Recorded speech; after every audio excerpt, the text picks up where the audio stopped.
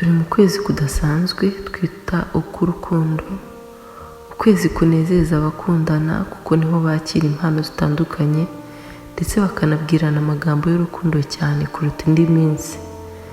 Ariko nyuma y'uku kwezi hari ibiba, bamwe baratandukana, nkibaza nti ese yandagukunda yari ivuze iki? Ese koko byaba ari ukuri ko urukundo rw'ukuri rutakibaho? Ese koko urukundo rukura nk'isabune? None se koko urukundo rwimuka nk'abapangaye? None se niba ari uko iyo tuvuze ndagukunda ibishingiye ku ki? Aho ntiyabishingira ku bwiza? Aha ndavuga uburanga, ubu burashira rwose. Aho si ku mashuri, aho si ku butunzi cyangwa se si ku miryango. Ese ntitwaba dukundana nk'uko n'abandi bakundana?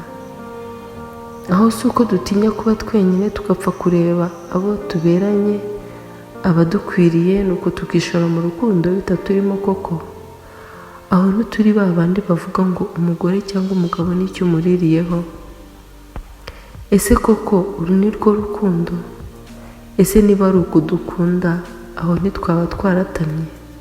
Bavandi, nyamara urukundo rwa nyarwo ruriho kandi rurashoboka mu isi rwose.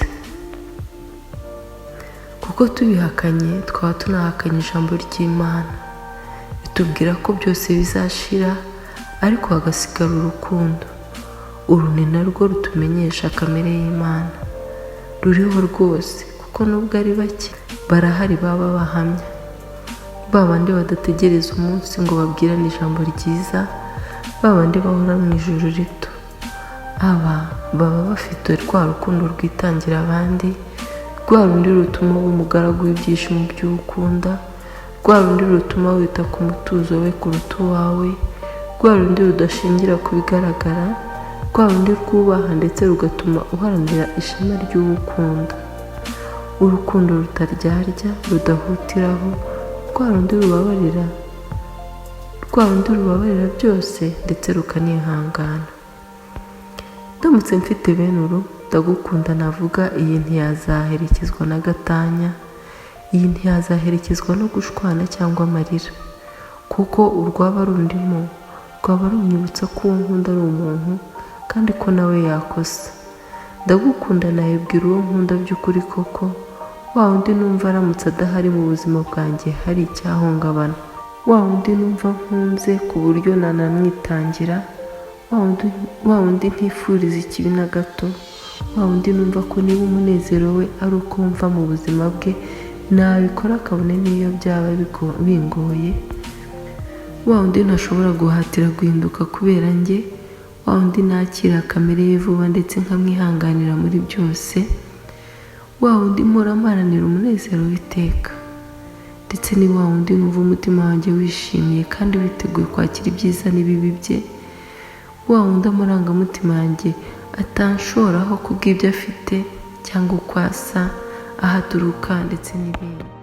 Nta kinezeza ku isi nk'urukundo rw'ukuri, nta rirarenga. Uyu munsi nanjye nshobora kwiga gukunda bya nyabyo, nkibuka kandi ko burya isezerano ridasaba kujya mu rusengero cyangwa mu murenge.